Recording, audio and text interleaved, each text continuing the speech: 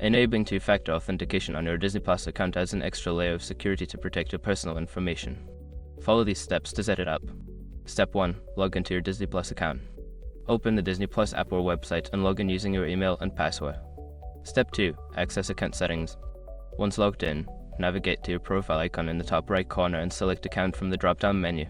Step 3. Find two-factor authentication option. In the account settings, look for the security section. Here, you should see an option for two-factor authentication or two-step verification. Step 4. Enable two-factor authentication. Click on the option to enable two-factor authentication.